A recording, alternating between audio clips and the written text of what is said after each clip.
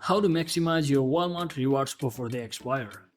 So hello guys, welcome back to my YouTube channel. If you also got Walmart rewards, and here's how to make the most of them before they expire. So first thing, just open up your Walmart application or simply log into your account at the walmart.com website and just go to your rewards balance section under Walmart rewards section and use them at the checkout.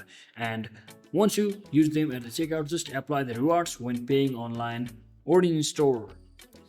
And similarly, you can also actually redeem rewards for groceries, gas, or everyday essentials, not just big purchases. So keep an eye on your rewards expiration date in the app so you don't lose them.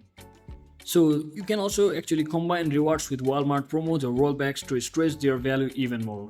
So don't forget to like and subscribe to the channel for more tutorial videos like this in the future. So thanks for watching guys. Don't forget to like and subscribe. See you on the next one.